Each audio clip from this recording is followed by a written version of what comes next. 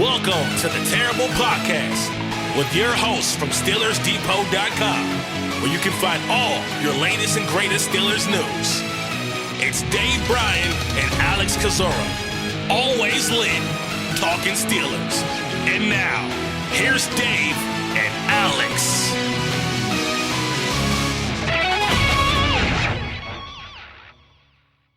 Welcome to the Terrible Podcast, Season 15, Episode 66. He's Dave Bryan. I'm Alex Kozora, SteelersDepot.com. Thanks for being back with us this Wednesday, Steelers Nation, as we are one day closer than usual to the next Pittsburgh Steelers game on this Wednesday, taking on the Baltimore Ravens on Saturday. Lot to talk about today, Dave. A couple of roster moves, injury situation, which is suddenly very key for this team. All-22 review, and of course, Hard Knocks on television last night. Dave, how you doing? Happy, what's today? Wednesday. 1 week to go until Christmas. Trying to get myself into Ravens week now on a short week. And yeah, we got a little bit to talk about today, and obviously go over anything new that we gleaned from the All-22, and Hard Knocks was a little bit more balanced overall, less Steelers-centric overall. The interesting way they attacked it would kind of focus in on one player from each team, but there's a little bit meat on that bone to discuss this morning. I liked your tweet last night. Aqua Russ, some Russell Wilson time in the pool. Says he's been doing that since his second year in the NFL and apparently swims basically every single day. A lot of water resistance. So yeah, cool little feature on Russell Wilson. Talk about that here in just a little bit. Let's start though, Dave, with the health of the Pittsburgh Steelers. And because of the Saturday game day, Pittsburgh releasing their first injury report on Tuesday. It was a walkthrough, reportedly a pretty light practice overall, so not a ton to glean here. We're, of course, recording before the Wednesday report comes out, but on Tuesday, 7 Steelers not practicing, 5 due to injury. They were Justin Fields with the abdomen injury, George Pickens, his hamstring, Deshaun Elliott with his hamstring injury as well. Let's see, TJ Watt with his ankle. Am I missing a player here? Back with Dante Jackson. Dante Jackson with the back. Dante Jackson with the back injury. Rested was Cam Hayward and Patrick Queen. Those guys will play against Baltimore. And a little positive news, Larry Ogunjobi was limited with a groin injury that caused him to miss the Eagles game. So, of course, still watching on field. Pickens. Now, Pickens was doing some work on the side. There was a clip of him doing a ladder drill pretty intensely, but he was not going through individual work with the rest of the receivers. But that is the first sign of Pickens working his way back. Yeah, and I think there's, Kimberly Martin from ESPN thinking that she's heard that, optimistic on Watt, and that kind of matches up with what Mike Tomlin had to say on Monday there. With yesterday being a walkthrough, it's kind of hard to get much info out of that. I do believe that Wednesday is a more of a key day for a guy like George Pickens than it is for TJ Watt. Obviously, TJ Watt could go limited the rest of the week, and if he says he's good to go, then he's good to go. But with a guy like George Pickens and how you're probably designing a game plan and all, you'd probably like to have a lot better idea of if you're going to have him today or this afternoon, as opposed to maybe, the last day of the week, which will probably, once again, be a lighter practice with them having to, throttle things down and work on getting out of town and all. It will be interesting to see. I don't know how you feel about Jackson and Elliott. I mean, I guess they could go either way with those two at this point. And, Justin Fields, as we talked about the other day, if he winds up inactive, he would probably be the inactive number 3 quarterback. Larry Ogunjobi, it'd be nice to have him back in the fold, especially in a week where you're going to see Derrick Henry, and you're probably going to want to heavily rotate out that defensive line guys for load management reasons, and specifically after coming off of a game where you played almost 80 defensive snaps, and you got a short week with the Christmas game coming up after that. So I don't know that we learned all that much, Alex, on Tuesday, and by the time the Friday show rolls around, we should obviously have a lot better idea, because the Thursday injury report will be the final one of the week with the game designations and all. Right. So for once, we will really know and talk about the exact health of the team, as opposed to having to usually wait till later after we record on Friday. Yeah, the Tuesday report, the first report, is always difficult. Is it rest? Is it management? Is the injury, going to be a trend of things to come throughout the week? Again, I think we all understand that Watt is likely to play at this point. I don't want to guarantee it, but it'd be an upset if he sat out this game. Everybody else is a real coin flip right now. Right. Right. I would agree. Baltimore seems pretty healthy overall. A couple players sat out yesterday, but I don't think anything is considered serious. We'll, of course, continue to monitor that. Baltimore also held a walkthrough like Pittsburgh yesterday. Nelson Aguilar is in concussion protocol, and should mention that the team told Deontay Johnson, you don't have to go home, but you can't stay here. He's been excused from team activities this week, and that's all really that Harbaugh would discuss and talk about. But obviously, he will not play against Pittsburgh, and I imagine he will not play another down in Baltimore ever again. Yeah, it'll be interesting. We kind of hit on this late in that last show there, and at first when I read that tweet, I thought Adam Schefter said they had moved on from him, and I kind of tweeted out something similar that I had to quickly delete. But yeah, they came to agreement that, hey, just don't come to practice. I do wonder do you think why wouldn't they cut him right now? You think there's any concern that he ends up in Pittsburgh on their end? I don't know what's about the concern of him ending up in Pittsburgh, but just does he go somewhere else and maybe ends up, it's just one of those paranoia protective things of the what if we let him go and he signs somewhere else and we see him again, all that kind of stuff. Not even just about Pittsburgh. It's kind of like Devondre Campbell in San Francisco, where they don't want him on the team, but they don't want to just outright cut him either. And so they're trying to figure out the best way to basically get him to stay at home for the rest of the season. Now he's back on their active 53 after the suspension at this point, right? So right. I would suspect he would be one of their inactive players against the Steelers on Saturday. And then I guess depending on how bad they need a roster spot, would decide how much longer they carry him from that point forward.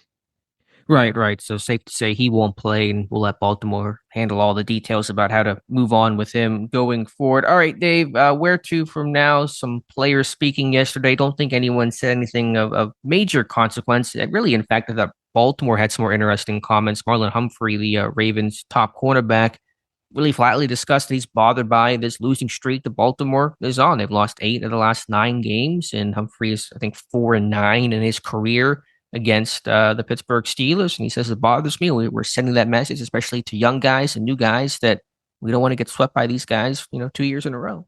Well, they like to say you're not a Raven until you beat the Steelers. And there's obviously a few of those guys on that team that have not done it. And the Steelers have had success, as you mentioned, in the last 9 games overall. And I think at some point during his presser, he said, he's going to be speaking to the team more about that later in the week. And obviously look, if the Steelers win this game, the Steelers win the AFC North. And if Baltimore wins this game, they still have a fighter's chance to win the division. Although if the Steelers do lose this game, they will still, I believe, hold their AFC North fate in their own hands. If they win out and the Ravens win out from that point, I think the Steelers win it on, it's either conference or like opponents or something like that. But I think if these two end up with a matching record at the end of the season, that the Steelers would take the division. So it means it means a lot to both teams. The Steelers would like to get this crossed off the list this week of T-shirts and hats, as they like to say. And it's been a long time since they've been able to carry around a shirt, Kings of the North and all like that. So, I would imagine this means a lot to them. And the game obviously in Baltimore, and I think this is the first kind of real home game with a crowd that Lamar Jackson has played in against the Steelers. Is that correct? The only previous time during the COVID season there, and obviously he's missed several games against the Steelers, in recent time, especially those in Baltimore there. So they're going to be up. They're a healthier team, and it's hard to beat a team like the Ravens twice in one season. So it's going to be a tall test for the Steelers. Yeah, it will. And you're right. That is my understanding too. Jackson's first game at home in front of the Ravens faithful. Obviously sat out last year's game because Baltimore nothing to play for and missed some other games in the past. Only going to be, I think, his fifth career start in total against the Pittsburgh Steelers. So kind of crazy there considering he's been in the NFL for several seasons. Anything from the players from the Steelers side yesterday, Dave, that caught your attention? I don't think there was really any notable comment. Patrick Queen returned to Baltimore, said he expects plenty of boos and FUs. Not going to get a holiday welcome from Ravens Nation, but that's to be expected. And Queen said he would not want to have it any other way. Yeah, I think, and he quoted saying he's over it at this point. In other words, he's already faced the, Ravens once already this season. So that hype is kind of pushed to the side. And look, this is nameless grave faces, I would imagine Mike Tomlin's using this week, but to the same degree, he's probably saying, they know us, we know them. So and Steelers obviously smarting coming off of this loss to the Eagles, and it's just got to be a back to business week to them, and knowing that short week this week, and obviously a short week after this week as well too. I don't imagine, like you mentioned, there's more barbs. I wouldn't necessarily call them barbs, but more about this rivalry game coming out on the Ravens side than there is the Steelers side right now. Yeah, but obviously Pittsburgh knows how much this game means, and that is important. So you're saying that if Pittsburgh hypothetically loses this game and then wins out, they will still win the AFC North, even if Baltimore wins out? Yeah, I think because of conference play and like opponents, whichever way that tiebreaker goes, I think it's been determined that the Steelers can win out, control their own destiny, even if they lose to the Ravens. Now, if you lose to the Ravens and you turn around and lose to the Chiefs and the Ravens, run it out, then you got a different story at that point. Yeah, and the Ravens will play the Texans on Christmas Day after the Steelers and Chiefs game, and then they finish up the season against Cleveland. So there's certainly a path for Baltimore to win their final two if they beat the Steelers on Saturday. All right, Dave, let's get into the All-22 review of this Real game. quick, we had a practice squad move, right?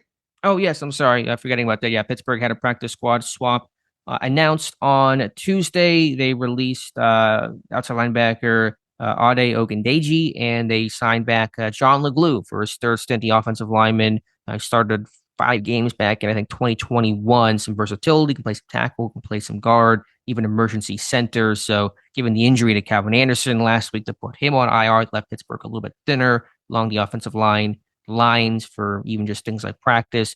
Bringing back LeGlue and then healthier on the edges. Finally, a guy like Ogundeji, who appeared in a couple games in midseason, became expendable.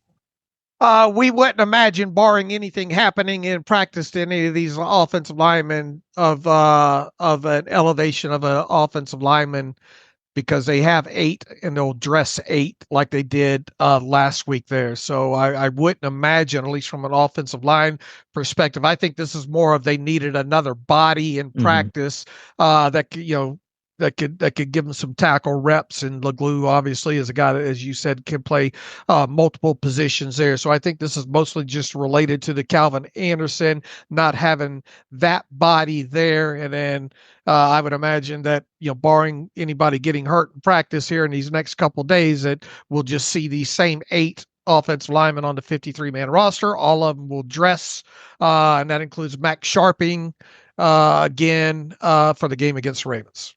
Agree, but if there is a late week injury, as there was to Anderson, you want to have protection to elevate somebody if need be. Why would they? And this is maybe me beating the same drum, and it's a very tiny hill to die on. But why would you not elevate like a Dylan Cook or LeGlue for Saturday if you weren't going to make other elevations for other more pressing injury reasons, just to have that kind of emergency alignment in case somebody turned an ankle in warmups? Is trying to think who's on the practice squad at this time. Well, yeah, Dylan Cook's back. why wouldn't you elevate? I guess because you would have to have somebody inactive because Well, you're yeah, but I'm saying like, okay, you elevate Leglue, and if everyone gets 2 warm-ups, okay, you just make Leglue inactive. I mean, you got to pay him more, like he's on the yeah, 53. yeah. I That's mean, that's that's one element to it. you definitely could go that route. Yeah. They didn't do it last week, so I wouldn't expect them to do it. But I'm just kind of working out. Is it just do you just not want to burn the elevation? But at this late in the season, it's kind of worth it. I don't. It's again, who cares? But just I had the thought last week, and I still have the thought this week. Yeah, you could definitely protect yourself that way just from a pregame injury standpoint. Right. So just a thought there, but I do not expect that to happen because it did not happen for the Eagles game. All right, Dave, let's get into the all-22 of this one. Both comb through the coaches' tape. Where do you want to start here, offense or defense, Dave?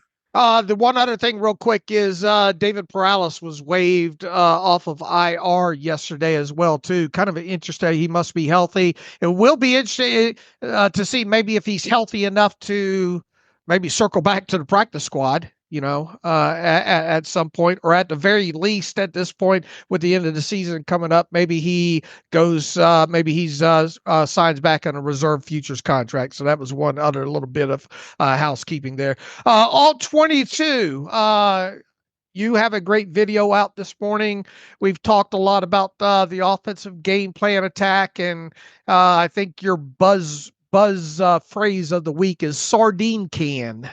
And we talked about how Steelers, you circle back a couple of weeks ago and knowing you're going to face those loaded fronts against the Bengals and how you came out throwing against them.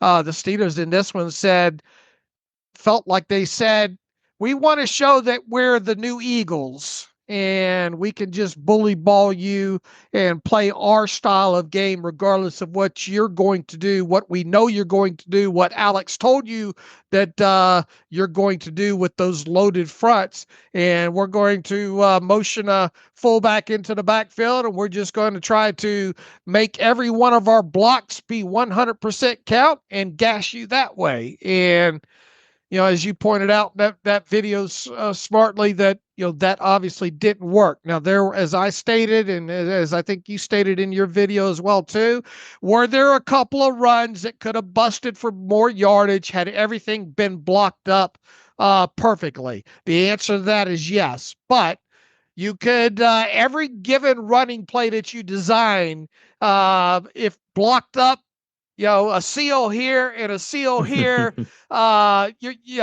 probably going to hit for a successful run. They put too much onus on this game of too much trust that they were going to block up everything perfect against an extremely very good, like we said going into this, a good defensive front, a good talented defense overall, a healthy defense in the Eagles, that they just decided that we're going to run into the wall enough times that we think that we're going to crack a hole in it. And as we also stated, look,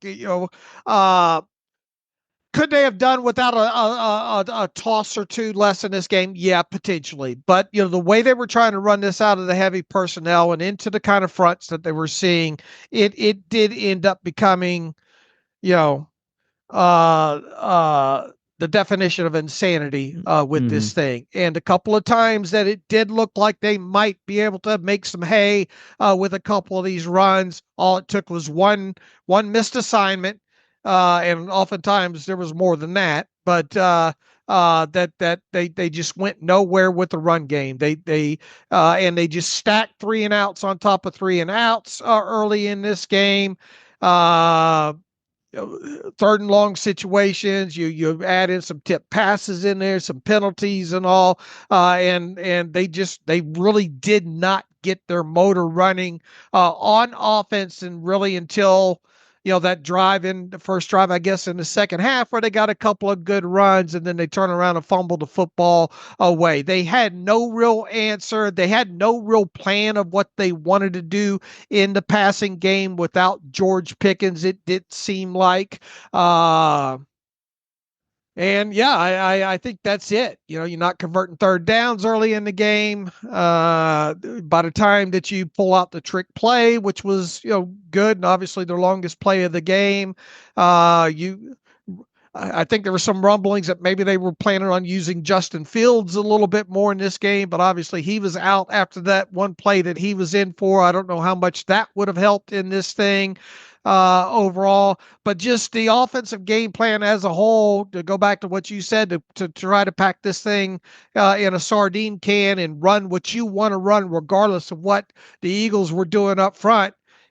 That played a huge part in this game. I think you were before the Scantron era in schools, but whenever I was in school, you had these Scantrons, you fill out the bubble, A through E, and when you didn't know the answer, you just always put C. That was my go-to, and it felt like Pittsburgh just put C as the answer for every single run play. Just do the same thing over and over again and hope for the best. And yeah, I got about a 20-minute video breakdown on the site you guys can check out. It's going to explain it better than I can, probably just with the audio here. The video will have, the actual breakdown of the plays and some other clips and things like that. But yeah, Pittsburgh, the toss I know is the buzzword and the curse word of the week, but that's not inherently bad. We talked about, you had to get the ball out on the perimeter more in this game than others, and that's fine. But you can't do it out of the same looks, the same heavy groupings that keep the Eagles in their 5 down front. My whole theory of the case for Pittsburgh to have any success running the football was to get the Eagles out of that 5 down front to play their 4-2-5 nickel, and you could probably make some hay that way. And Pittsburgh just did not. Of the runs that counted that weren't called back by penalty, 7 of the 12 were toss plays, 6 of them to the boundary. They averaged 1.7 yards per carry. They all came out of 12 and 13 personnel. And anytime that, Pruitt or Hayward motioned to the backfield, it was a toss play. There was nothing even built off of that. So I just don't know why Pittsburgh thought, let's keep doing the same thing that we knew was probably not going to work in the first place, and let's continue that throughout the game. In the very few times they ran at 11 personnel, they averaged 4.7 yards per carry and had 2 of their 3 runs deemed successful. When they ran at heavy personnel, they averaged, I think, 2.6 yards per carry and had a 45% run success rate. And really the runs that were successful weren't all that great in the first place. So yeah, I just can't understand why Pittsburgh was so stubbornly running at a heavy groupings in this. When you want to run toss at 11 personnel, that's great. That I'm fine with that, honestly. But Pittsburgh's plan to just repeat plays and even things like every toss went to the boundary. You can't run a toss to the field. I mean, it's stuff like that where it's just the exact same, the splits, the formations, everything identical, and it wasn't working. And I don't know why Pittsburgh did not adjust. And, you put too much onus on the offensive line to be perfect, and your tight ends. Against a really good defense. Right. And I mean, Jalen Carter just blew up a couple of those plays, and Broderick Jones not getting the linebacker at the second level on another one of them. And there was just a lot of blown blocks overall on the run plays. And yeah, I mean, you against a talented defense that you know what you're going to see from and know what to expect from, you just decided to try to overcome it with perfect play. And they obviously didn't have that from the offensive line. And even if you would have had a perfect blocking on a couple of those runs, what would they have gotten you? 10, 12 yards maybe? It didn't feel like you were going to break any of those for like explosive plays or anything along those lines. So very dissatisfied with the game plan overall and personnel usage. And yeah, like you said, the time they did get away from that with the 11 personnel in the second half, had a couple of nice runs, and they felt like 20-yard runs as far as I was concerned. And then you fumbled the football away, and then at that point, the game was essentially over once you lost that football to Najee. Yeah, we'll hear from Arthur Smith today. Again, everything moved up a day because of the Saturday game, so I'm really curious to hear what Smith's thoughts are. I'm sure he'll be asked in some degree about the run game and the run game plan. So I really want to hear what he has to say from the pass game standpoint. A little tougher to evaluate, obviously. There were a couple of nice calls, the flea flicker, as you said, the touchdown, the Frymouth on that little smash concept. Obviously, being backed up in some of those 3rd and long situations made things difficult. I said on Monday I didn't know if there was a great way to even be able to evaluate Russell Wilson, and I still partially think that, just given the lack of plays and how off schedule Pittsburgh was. But there was some stuff I felt like he missed. That first throw to Van Jefferson, I kind of see what he was thinking of, the safety being flat-footed and maybe Jefferson having a little step on the corner. But I think Wilson found out that throwing to Van Jefferson's not like throwing to George Pickens downfield, not going to have the speed to get after that ball. I thought Williams on the dig route underneath was maybe a better option on that play. I thought Williams was kind of open on a couple different instances that Pittsburgh did not get the football to him. The passing game plan was certainly not great. He really didn't do a whole lot to elevate anybody. Yeah, once again, as we went through on the other show there, I mean, you can the fact that you can easily remember the incompletions in this game, and should have been a better throw, I think, to Scotty Miller over to the side that was low that ended up, I think first they ruled it a catch and then incomplete. I believe the other one to Pat Freiermuth that he took to the ground that was deemed he didn't make a football move on. One of the boots that they kind of tried with the release, the Eagles knew that was coming and read it perfectly. Ended up being a throwaway in that situation. The shot down the middle of the field early to Van Jefferson with three guys around him seemed like a very predetermined, we got to get this shot play in, try to stretch the field. What else in there? Three batted down passes. One of them, I think, probably good that it was to Mike Williams over on the left side. There, I kind of wonder if that one might have been picked had that one been got out of there. They didn't use screens, but once or twice may try to attempt that. No real wide receiver screens where you're trying to spread them out in 11 and get, maybe a 3-on-2 situation, something along those lines. It just, come to find out, don't want to get into the Hard Knock stuff too early, but, there was that meeting where, they're talking in the quarterback room about, we know what this Eagles defense is going to try to do. They're going to try to limit the explosive play. You got to be judicious and when you take your shots, but really other than the shot to Jefferson, other than the shot, I think, on the high red zone that went to really nobody. I think it was termed to be in Freiermuth's direction. And then the flea flicker. And then I suppose you could call the touchdown to Pat Freiermuth, and they're lucky they got a touchdown on that one. It was a great combated catch by Pat Freiermuth in that situation. Other than that, there were no real shots down the field. But on the flip side, the Steelers didn't do a lot to try to manufacture any kind of short underneath passing game.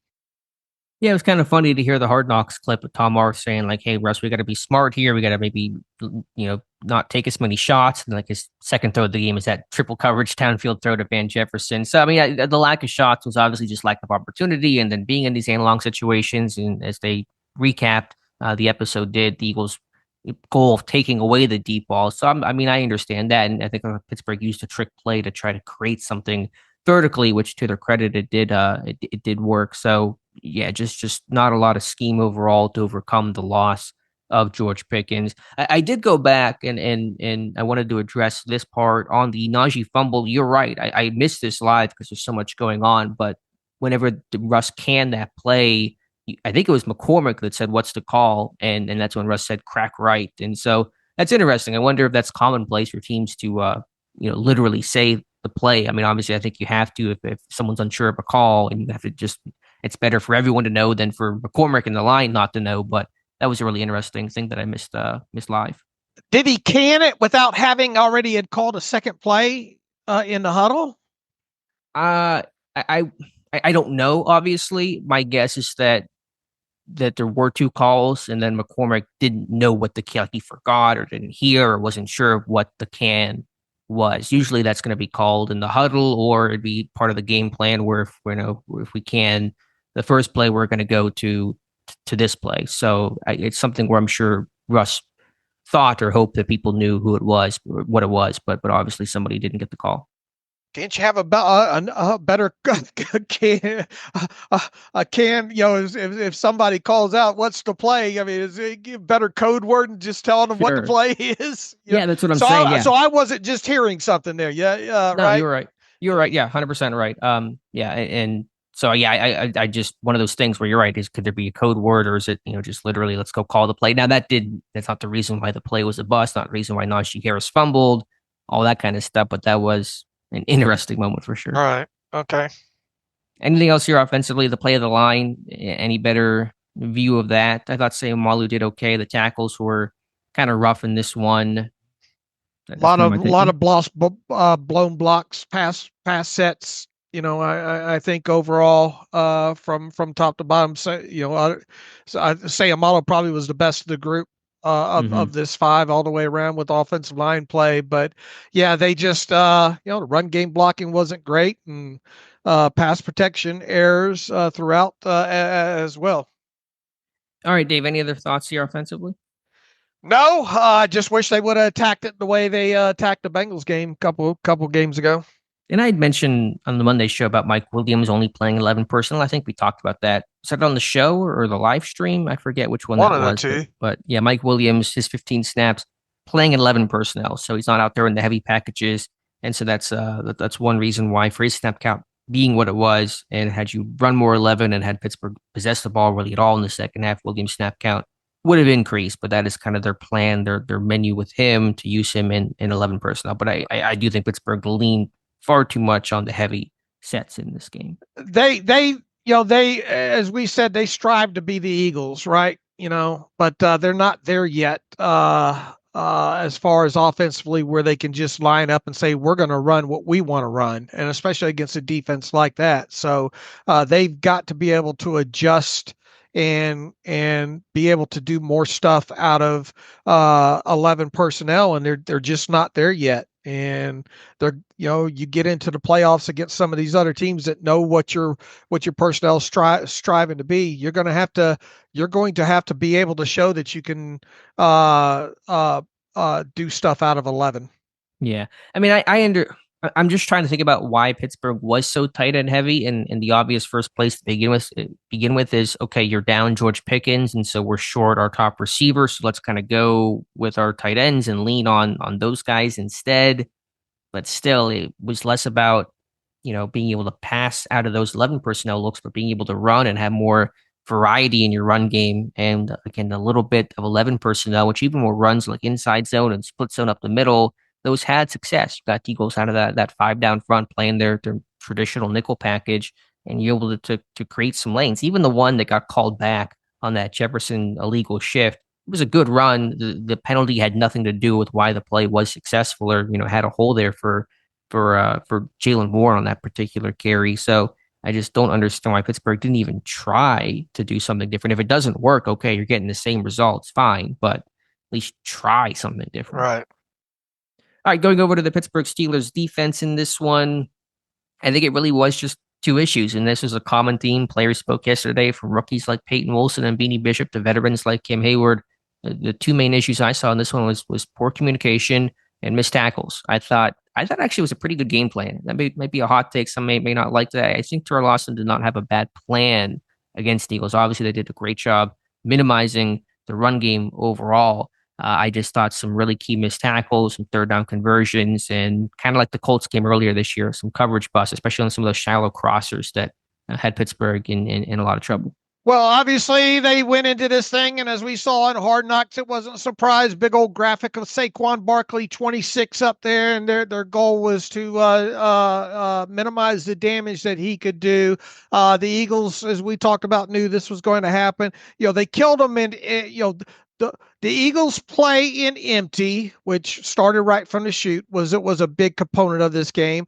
I thought the way schematically and the coverages were rolled out, certain down distances was fine. There was a lot of, like you said, miscommunication errors. Heck, you got away with one with the 10 men on the field, and TJ Watt punching the ball out in that situation there.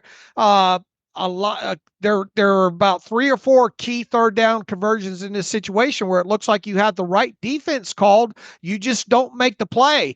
And even this morning, I went back through the defensive tape one more time. There is one hidden play in this game on third down that really needs to be circled in red. Can you guess which one this third down on defense was? I'm trying to think. There were so many. There were 17 in total to talk about in this one. It was in the second half. Okay, I was thinking second half. I want to say, was it the one to Devonta Smith on the underneath crosser? Was that a third down play? I don't believe that's the one I had circled. It was the 3rd and 6 on the Eagles' first drive of the second half from their 34-yard line there. 3rd and 6 situation. The Eagles were up. What was the score at that point? Is this the completion to Smith on the curl? Yeah. They ran Tampa 2 in that situation, and they ran mirrored concept on both sides, I think. Curls and 2 corners on each side.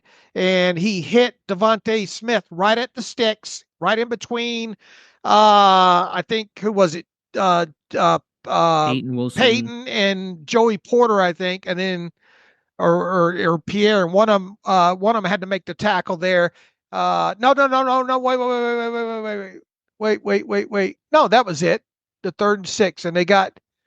No, wait. I'm confused once again. I'm sorry. It was the 3rd and 5 at the Eagles 31 on their next to last on their next to last drive.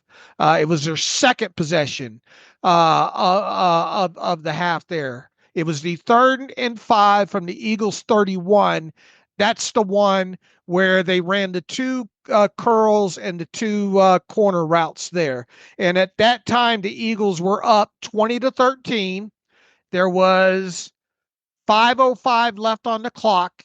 This obviously came after the right after the fumble there. You have an opportunity to get off the field there, down a touchdown, and Hurts fits that thing in there right at the sticks, and they convert. They get 6 yards on a 3rd and 5 in that situation, and then they went on from the rest of that drive to eat up more clock, go down and got the tush push touchdown on that drive. Several plays later after that, so that 3rd and 5 from the 31 with 5:05 left in the 3rd quarter was a huge hidden play, because if you get a stop in that situation, you got to guard the sticks as best as you can in that situation.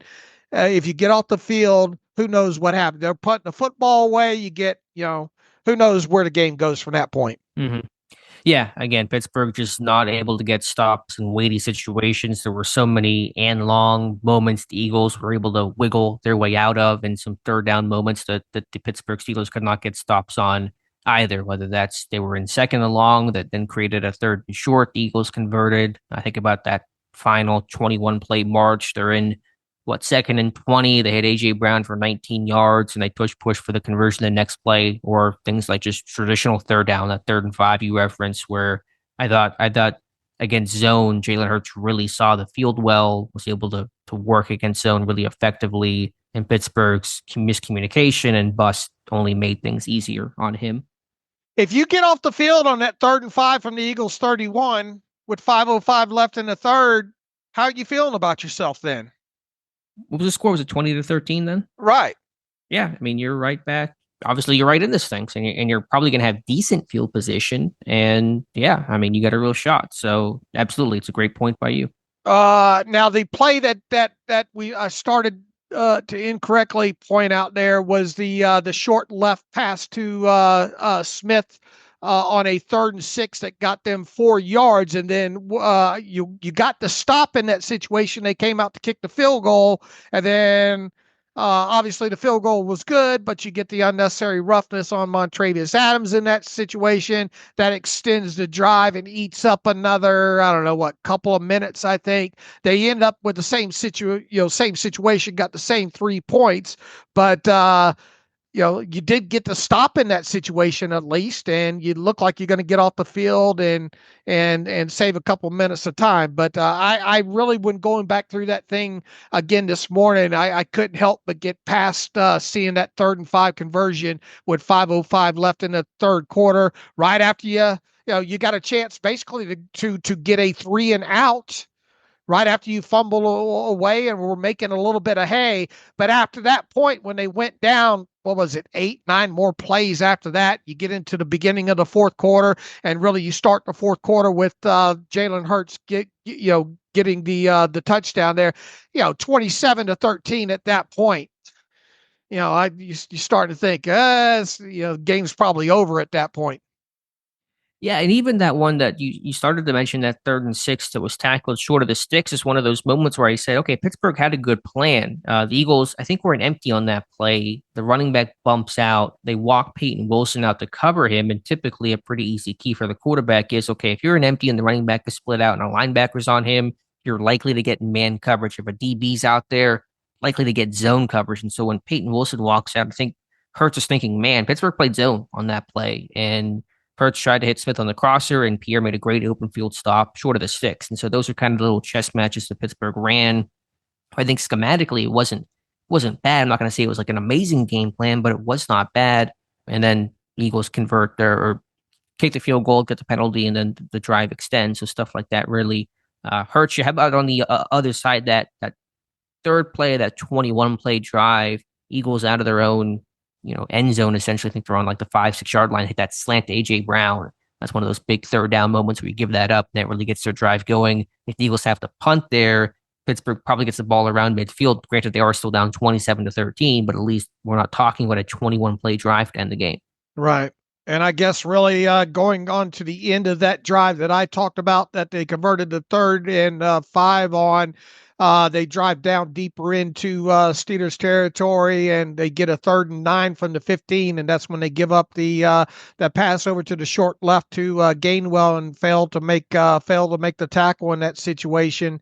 And he gets, obviously, because I mean, if you get off the field in a situation, at least they only get a field goal in that situation, and it's a little bit closer, But they, missed tackles in this on some key 3rd downs. Earlier in the game, you had Gainwell deked out Jackson over there on the Eagles' left side and converted that. And missed tackles at very inopportune times in this game really stacked up as far as keeping the Eagles' offense on the field. Yeah, who would have thought Kenneth Gainwell was almost as big of an impact player for the Eagles' backfield as Saquon Barkley was? And you wonder, are the Ravens going to try to test Pittsburgh with Justice Hill, who's their kind of, joystick, scat back, passing kind of guy that complements Derrick Henry the way that Gainwell complements Saquon Barkley? Imagine the Ravens, who love throwing to Justice Hill, and of course Peyton Wilson had that great interception on Hill and now Wheel in the first matchup, but I imagine we're going to see some screens and space plays for Hill and test to see if a Pittsburgh Steelers defense, coming off 80 snaps against the Eagles, are ready to tackle a guy like Hill out in space. Dave, I'm going to send you this clip right now. This is the 2nd and 20 conversion after Tomlin declined the chance to make it 1st and 30.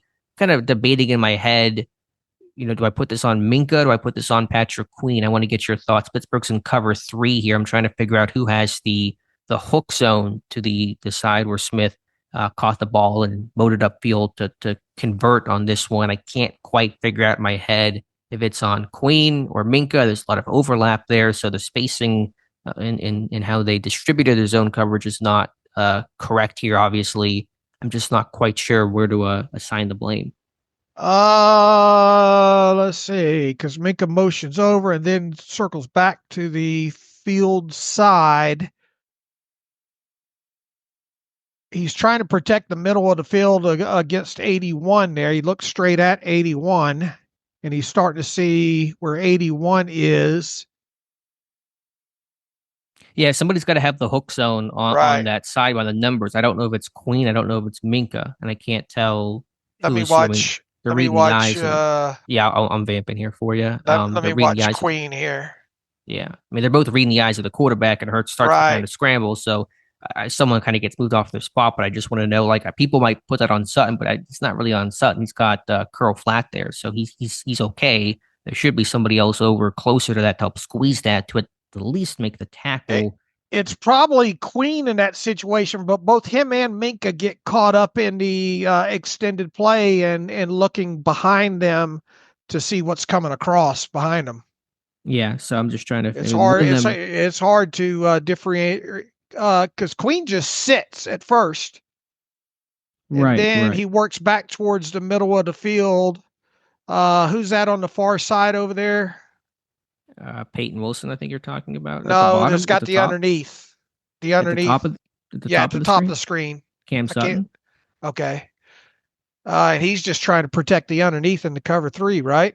But he's got curl flat. Yeah, Right. he's fine there. I'm just trying to figure out because Queen and Minka are layered on top of each other, so that's just poor spacing and zone coverage. Reading guys of the quarterback and hurt scrambling ability, but stuff like that is wouldn't it maybe call that miscommunication, but just really poor zone distribution. Right. So It's the stuff like easy that. pitch and catch right there. And then not only that, he breaks a couple of tackles and get past the chains. Yeah, and you get back that 2nd and 20 for a 22-yard Right. gain, and that's that. So, yeah, I thought Pittsburgh in zone had some issues in this one for sure, whether that was communication on crossers or distribution, like plays we're talking about. There was a couple of instances with the crossers that they didn't communicate at all, well at all. And then one of them ones was I think down closer to the red zone, wasn't it? Where Sutton and Queen trip up, and then nobody has. Yeah, there were more than a few times that some crossers were coming up underneath. Yeah, that was the one of the completion to Gainwell that almost got down to almost scored. They scored a couple plays later. I think that was it was a Devonta Smith touchdown, I think, on that drive there. Anything positive? I think Keanu Benton had a pretty good game. I thought he was impactful. I thought he was disrupting up front, beating double teams, winning one-on-ones. I thought he had a pretty impactful game. Watt obviously impacted the stat sheet, but they didn't do a lot with helping Lane Johnson out overall with chips and tight end help and all like that. Now, one thing that I did notice that in a lot of instances, Hurts was either getting the ball out quicker or he was drifting out away from Watt and distributing the football away from Watt's side. So Watt that ended up being Watt still made some impactful plays in this game. Obviously, I do kind of wonder too. What would have happened if Watt would have been able to punch that football out? On one of those plays there from Hurts. But obviously that didn't happen there. They were able to pretty much control Watt without having to use bodies on him to chip a lot. Yeah, I mean, I don't know how much of their personality it is to do those kinds of things, given that the talent to tackle that they have, Lane Johnson being one of, if not the NFL's best right tackle in the league. I mean, on the sack that Watt had, the second one, the one that lost yardage, I mean, there was chip help on that play, and Watt beat both guys. So I know that was a really, really impressive moment for TJ Watt. But yeah, I imagine their MO is that we'll trust Lane Johnson against virtually anybody. Anything else here, Dave? I'm just trying to think about any other positive wise or anything, any other things. I thought Peyton Wilson actually had a pretty good game. I thought his athleticism really shined. I thought Patrick Queen was. I mean, there was certainly missed tackles, and those cannot be swept under the rug. But there were some impact plays. I would just call it an up and down day for Patrick Queen. I wouldn't call it a bad game. There were certainly bad plays, missed tackles. The one on Gainwell was critical. But there were some positive plays for Patrick Queen. I do wonder with the return of Montravius Adams missing the time that he missed, if there, how much of knowing when he's supposed to be on the field seemed, there was a lot of late arrivals to I thought the Eagles did a good job of going up tempo on them at certain points of the game as well, too, that probably played a little bit into that. Yeah, especially early in this game. And sometimes they can be a slower offense. They're kind of a grinded out team like they were on that 21 play drive, but they went tempo early. One play, Adams got on very late. One play, as we mentioned on Monday, Pittsburgh had 10 men on the field. That was the TJ Watt forced fumble and Highsmith should have been on the field. I went back and double checked. That's why there was a 3-man rush on that play. Should have been a fourth guy, should have been Highsmith. And he wanted to come on and somebody pulled him off, not blaming Highsmith, but that was, yeah, there were, again, communication issues abound through that game. I think once again, schematic wise of the game that TA called in this one wasn't awful, especially in key third down moments, but they didn't execute properly, didn't make the tackles in. I mean, if you take a couple of key third downs out of this game and get some stops, maybe your offense, it's not a guarantee that your offense gets on track, but the biggest breakdowns were on, the biggest missed opportunities were third downs. Yeah, no question about that. All right, Dave, anything else from any other All-22 thoughts? I'll just make it a blanket statement for you. Well, I mean, obviously, you some of these penalties and all like that. We got a glimpse of a little bit of the explanation of Mike Tomlin was given, and uh, you know, they obviously win against more win against the Steelers. Overall, there probably a mishold or two on Cam Hayward that I saw, but I mean, no other huge takeaways other than that. I mean, this defense didn't get and I didn't spend a lot of time on that last 20 something play drive, to be honest with you, because it kind of felt like they were wore down to a nub at that point. Sure, they definitely were. All right, Dave, let's talk about Hard Knocks from Tuesday night. As you said, a more even-handed, balanced episode that split up really all four teams pretty evenly with focal points on one player for each team. For Pittsburgh, that was quarterback Russell Wilson, but still a lot of other things to talk about. Some in-game clips from the Eagles' loss, some pre-game clips. Hard Knocks open with another classic Tomlin fiery team meeting speech. Any impressions, any big takeaways from this episode? Well, that opening speech would have a lot more impact had they won the game. For sure. The Hard Knocks is not as fun to watch after a Steelers loss. Agreed. I don't know that I like the fact that they went each team and then rolled through the game that they played. Because I like that. did you? I didn't. I don't. I understand they shook it up a little bit, and I suppose that's probably why they didn't release too many clips from this thing ahead of time. But I don't know. It felt like you could just tune into the last 15 minutes to see what you wanted to see from the Steelers overall.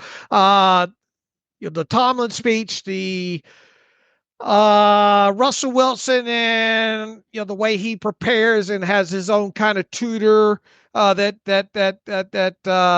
former one of his former teammates, right, with the Seahawks. Jake Heaps, I believe is his right name. That kind of helps prepare him, and then the treatments that Russell. I thought the story with Russell Wilson telling about him and the special teamer and about the adding up the massages and all like that.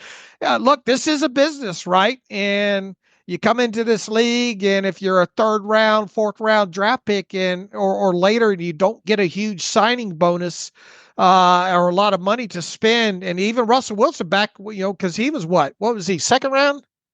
God, was he later? I'm trying to think. I thought it was a later round. I want to say third round. Let me double check. I should know this. I don't know. I'm blanking. I mean, he tells the story in certain details. What round? Yeah, it was third round, 75th overall. Okay, yeah. I mean, you're talking about a guy that didn't get a lot of bonus money and all like that. I think it paints a picture that your body, and you see this reference with who was it, Chase, that goes into the what do they call that room? Cryogenics. Yeah, with the cold treatment and all like that and all.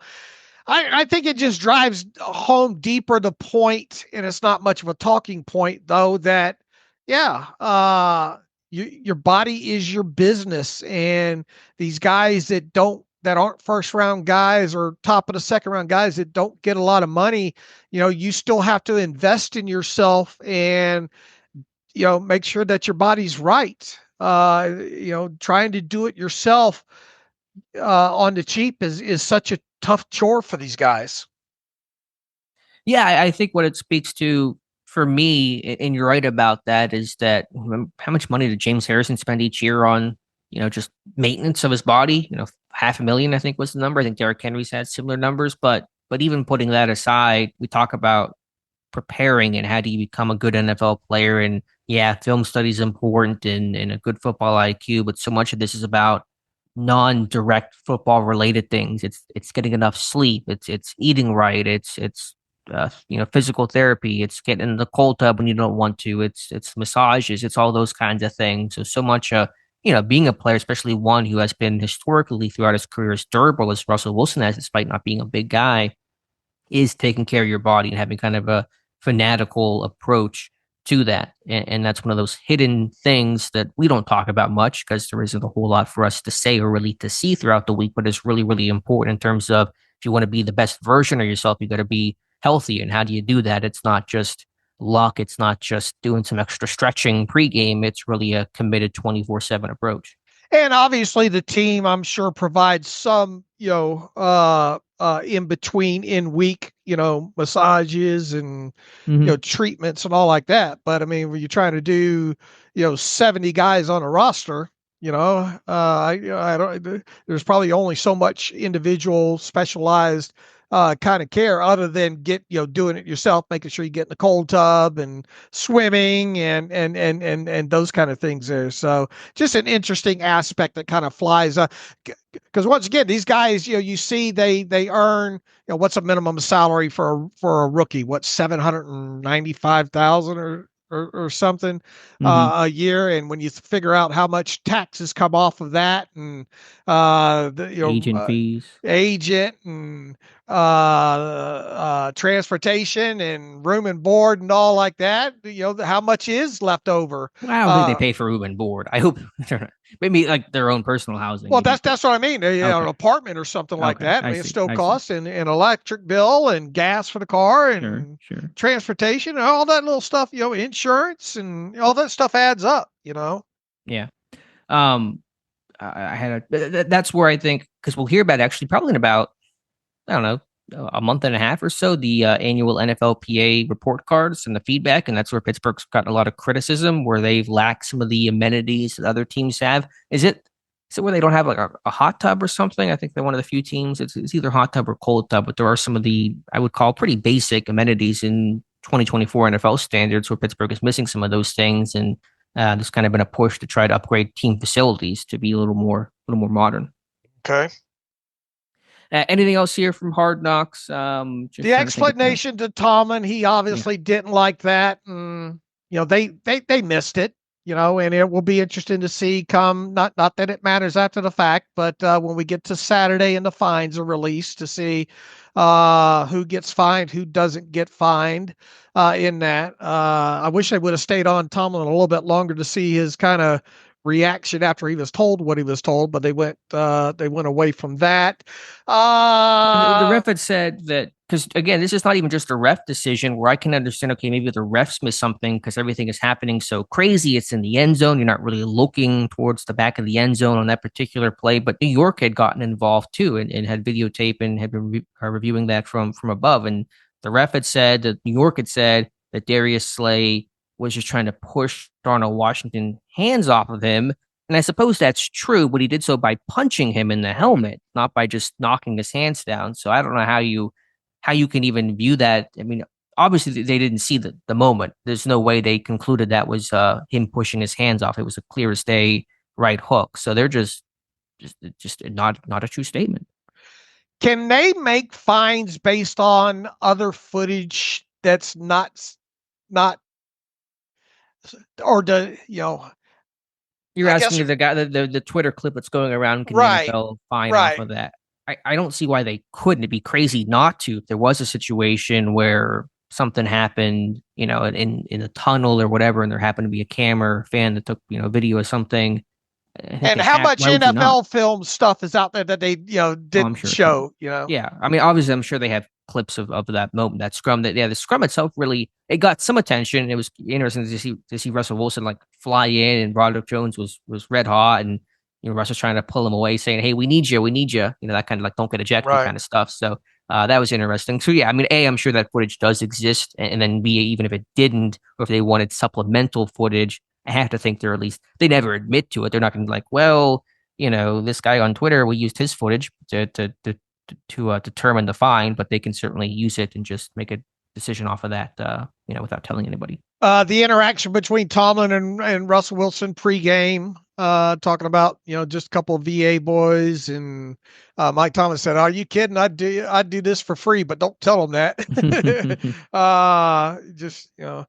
Overall, obviously a lot less Steelers centric in this, and a lot more depressing knowing that they ended up losing the game and all. So, and most of the focus obviously was on Russell Wilson.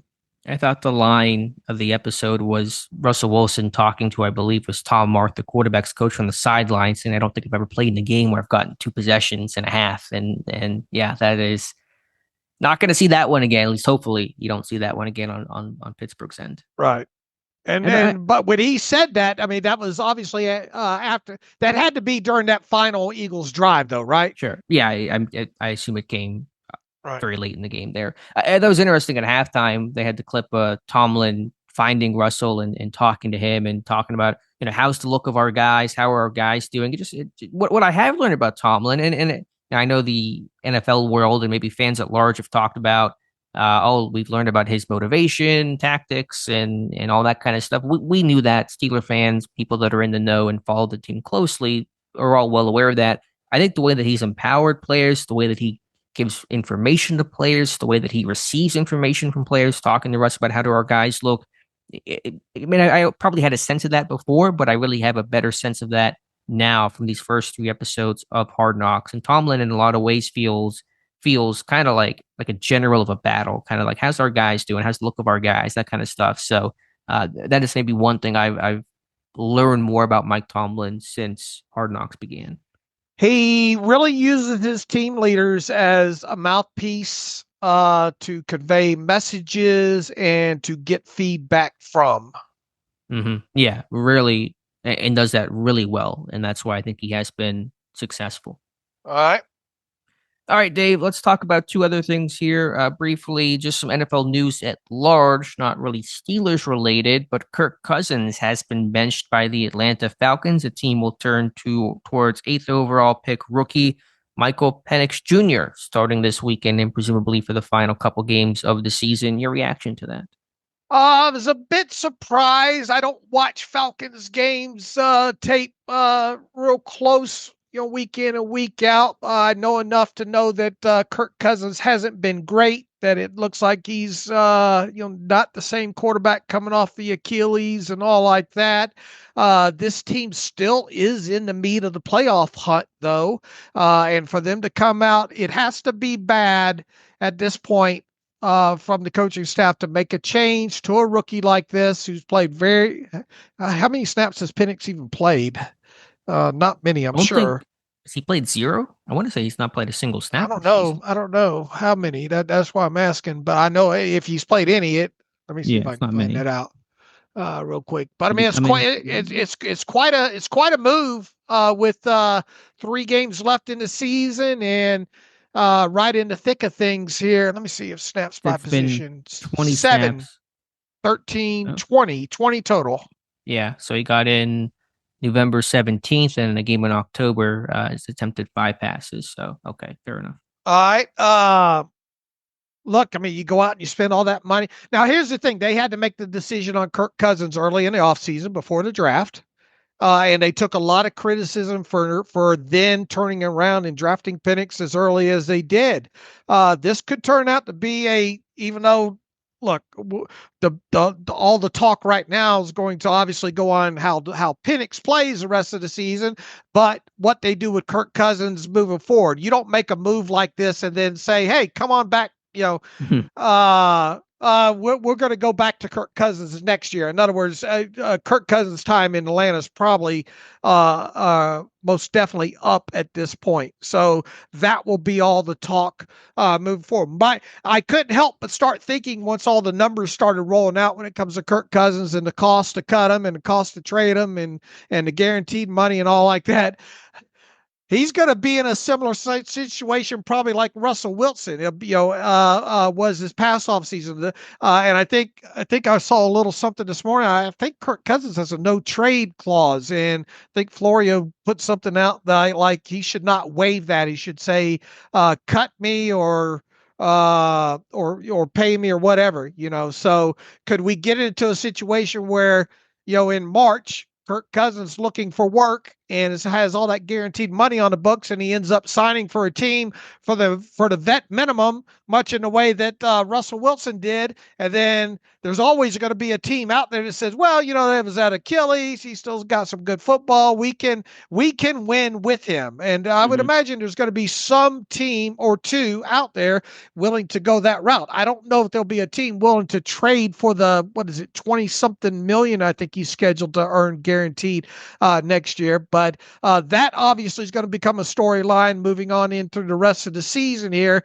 And the Falcons are going to get a good look at Penix moving forward here. And I know people are already starting to throw out the idea that if the Steelers don't re-sign Russell Wilson, and we'll see what happens with Justin Fields and all like that, people are saying, well, just insert Kirk Cousins into the Steelers situation the way Russell Wilson was this past year. And, how many times can you go to the well and do that? Then you got another veteran quarterback coming in, have to learn the offense,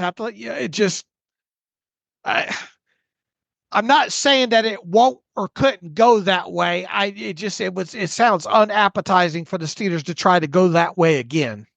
It does. And I don't think Kirk Cousins is really a scheme fit at all in terms of the mobility aspect, the bootleg aspect, and some of the things that, even Russell Wilson is able to do at his age. And certainly what Justin Fields did his first 6 starts, I don't really see how that fits. I know that Arthur Smith worked with Matt Ryan in 2021 because that's the quarterback he inherited. And so I think Smith can be able to adjust his scheme and adapt, obviously, but it's not really ideally what Pittsburgh is looking to have. They need a quarterback that has some functional mobility, and Cousins is one of the least mobile and one of the last true pocket passers in the NFL. I think somebody had a stat last week that 99% of his throws this year have come from within the pocket from Kirk Cousins. And so that's just not really meshing with the style in which Pittsburgh, tries to play. So yeah, crazy situation there. I think a Russell Wilson 2.0 where, somebody signs him for the minimum and the Falcons have the offset makes the most amount of sense.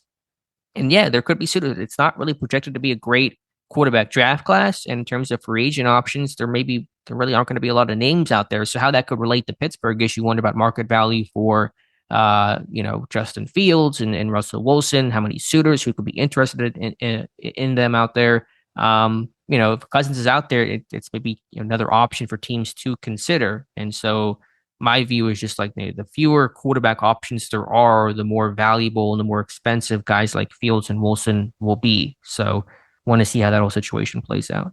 You make a good point about Arthur Smith and having Matt Ryan. I imagine that gif of Jack Nicholson going, no, no, no, no, waving his hands up that way. He's been there and done that with an older, immobile quarterback.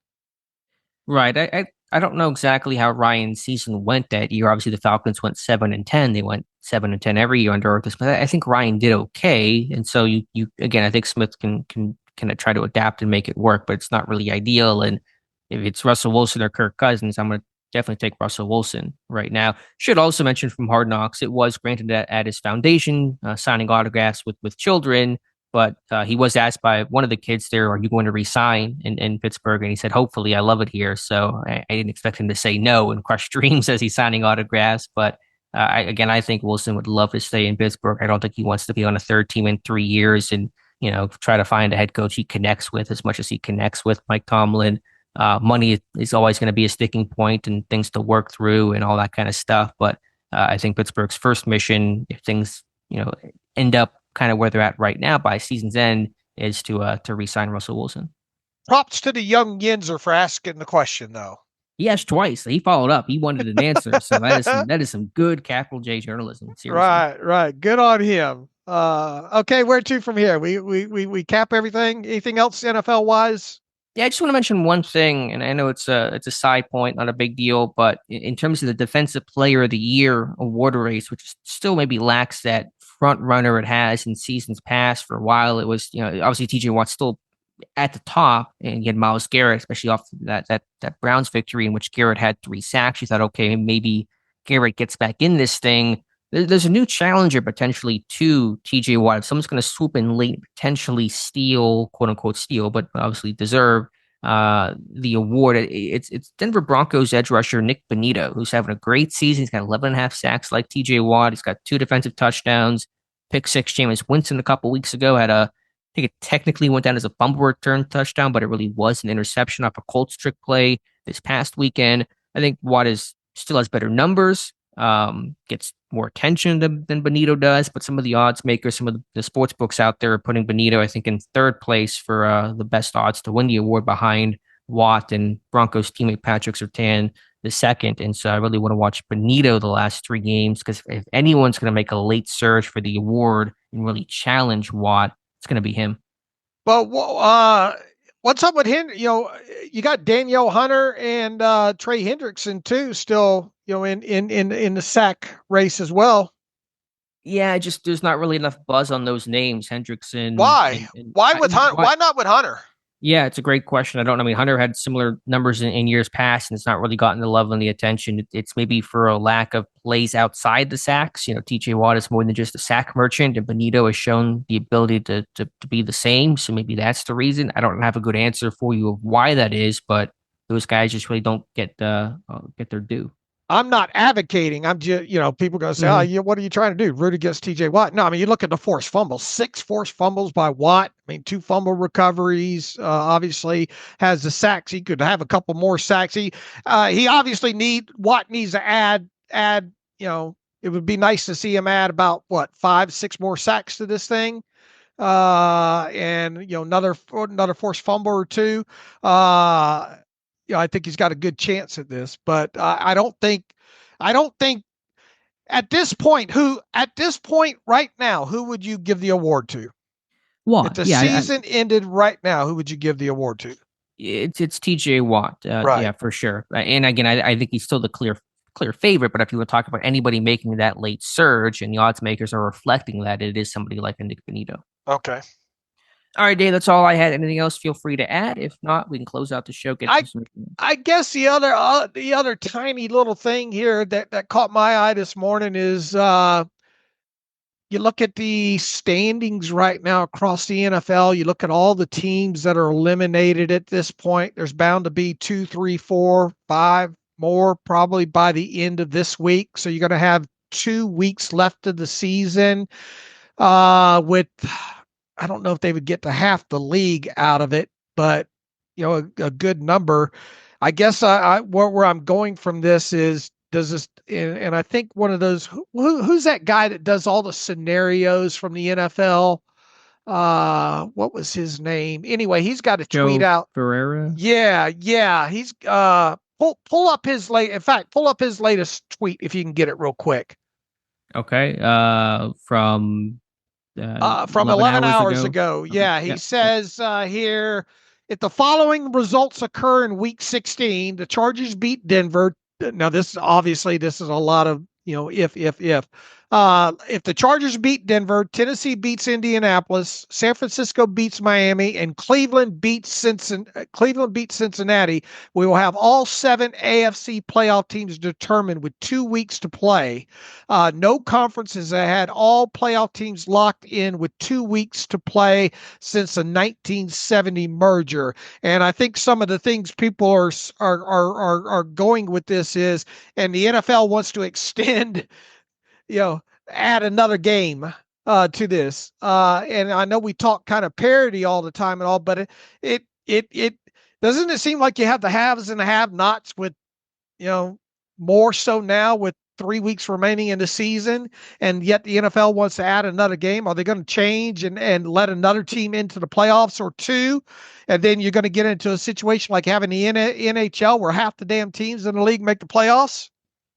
Probably. That's where the NFL is likely to go. More games, more money, more intrigue. It's all good for business. But you're right. Yeah, the thing that struck me, I think you had tweeted about it last night, or at least in one of the graphics that you posted, that the only division that is not clinched a winner is the AFC North from the AFC standpoint, because the Chiefs have won the West, the Bills have won the East, and the Texans have won the AFC South. And so the AFC North is the only division that's not been decided on that side. I don't know what the NFC looks like. I know that's a lot more competitive over there. So that was kind of my first thought. And then, to see this tweet from Joe about that all 7 playoff teams could be locked up, not for seedings, but just in terms of who's going to advance to the playoffs.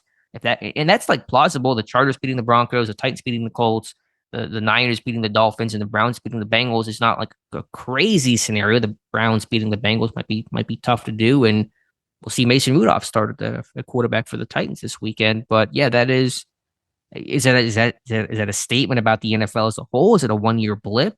How do you interpret that? I mean, that's where I'm going with this, and I wonder what the viewing public. I mean, do we want to get in a situation where 500 with teams with 500 records Every year, a couple of those teams are getting in the playoffs and all. Is that good? Is more now? I do like the way hockey does things. I'm a big NHL fan. All right, so and there is a lot of teams. How many teams in hockey get in? Is it 16? You're talking to the wrong guy in terms of hockey rules. I'm trying to remember. Anyway, where I'm going 16, with this, 16 teams. Okay, and there's what 30 teams in the 30 teams, I think, right? Right. Unless the new teams have not. Let's check that. Is that and where I'm going is it good for a sport that you'd let more than half the teams in the league in the playoffs? I wonder what people listening to this show think about that. And how Actually, much is 32? It looks 32 like now. Yeah, I guess that. Yeah, they had Seattle. Okay. The Kraken. So I mean, half the teams make the playoffs, right? Right. I mean, the bottom line is the NFL is going to go to 18 games at some point. At the very least, once the CBA expires in 2030, they're likely going to push for that sooner, and they probably will go to 16 teams to have the even number of playoff teams, 8 instead of the 7 with the first week bye. I wish they would go back to 6 because I thought that was the perfect system, 16 game season. And 6 playoff teams, but they're going to go to 18 regular season games. They're going to cut the preseason down to 2, and I imagine they're going to fold in an 8th seed as well. At that point. I mean, is that good for football? I guess you keep the fan bases alive, and we still got a chance to make the playoffs at 9-9. Yeah, I mean, if the concern is okay that the AFC playoff seats have been locked up with 2 weeks to go, the idea is, okay, expand the playoff field will be the NFL's response of making things more intriguing and having more drama and interest. And again, is it good for football? That's debatable. Is it good for business to have more playoff teams? Probably. And more drama and more attention and fan bases having more hope? It absolutely is. And if it's good for business, it's good for football. But then you got the whole health component and all, how much can these guys take? You're going to have to expand the rosters, and it's all about just follow the money, right? Yeah, I'm not saying that I'm in the NFL's camp in this one, but they were not super concerned about all that kind of stuff unless it comes to quarterbacks. And so that's what they call a team problem, not a league problem. All right, kind of useless chatter on my part, but it's kind of things that just piqued my interest. I think kind of a slow Wednesday here to talk about here. All right, I think we covered everything. Yep, let's get to some reader emails, Dave, and close out today's show. All right, let's see. It looks like you just got one from Brett here. Was listening to the discussion. To me, Watt and Garrett are similar players. If you gave them a number ranking, the number would be identical. It depends on what you like as far as which one is better. Here's my question. Obviously, they are both on a Hall of Fame track. Have they both done enough to this point to be Hall of Famers if it ended today? Will the Hall of Fame see them as playing the same position? If they become eligible at the same time, which one gets in first? He says, my bet is it would be Garrett, but mostly because of the Steeler fatigue and PFF campaign for Garrett. Okay. First and foremost, you at least you're seeing some pushback from PFF with the whole chip and less focus, I guess, on pass rush win rate, even though Watt doing better in the pass rush win rate. Let's try to say that real quick. Overall, I think you just would consider these guys edge rushers, as far as defensive end versus outside linebacker and all.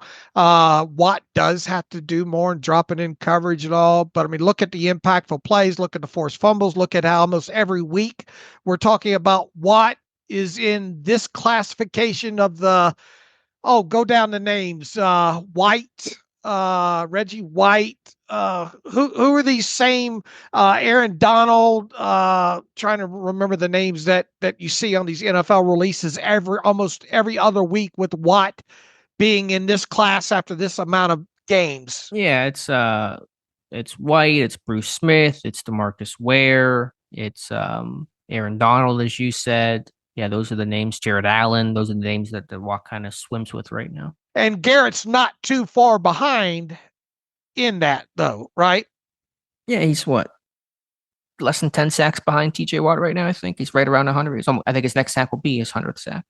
All right. If this was Watt's last season for whatever reason right now, is he a Hall of Famer? Yes, first ballot. I agree. Is Garrett? I have thought about that less. He'll be a Hall of Famer, I think, by his career is done. But I think Watt's resume is stronger right now. To answer the question, I think there's no concern. I think Watt will get in as soon as he's first eligible. I don't think Steelers fatigue or anything like that's going to hurt him in this case because it is so obvious the way that it didn't hurt Troy Polamalu, and I think the way it won't hurt Ben whenever he's eligible in a couple seasons. So they'll always be compared, but I have no concern about Garrett hurting Watt's Hall of Fame ability or candidacy. Me either. And I think if both of them ended their careers right now, I think both of them get in. And I guess the other question that he's trying to go down is if they both came eligible at the same time and it was a choice of one of over the other, what would the choice be? And I would think it would be Watt. I think so too, but obviously I know it's the hypothetical, but right. They don't have to pick just one. They can put in both, and they probably would in that scenario. All right. So hopefully we answered that for you, Brett. And I think that's the only email that we have to get to here, Alex. All right. So we'll come back on Friday. We'll have a full final injury report to talk about. We'll preview the Steelers-Ravens game and go from there. All right, sounds good. And let's see. In the meantime, you can follow me on Twitter/X. Real quick, that quick conversation that we had about the playoffs and season going to 18 games and the number of teams in the playoffs. A few of you that got some spare time, why don't you just chime in some idle thoughts on that? Do you like it? Are you traditionalist? Or are you fine with 9-9 teams getting in? Do you like more teams getting in the playoffs?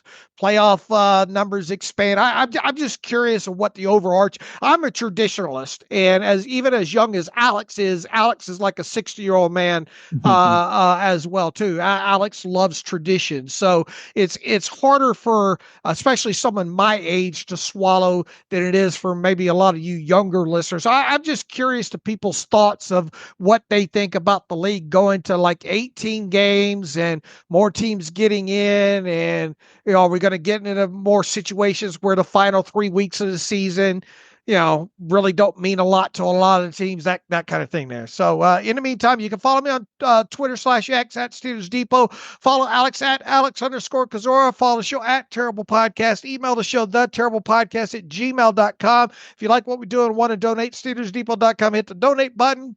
Also, if you like an ad-free version of the site, SteelersDepot.com, hit the ad-free button, follow the directions that way. And until Friday, as always, thanks for listening to the Terrible Podcast with Dave and Alex.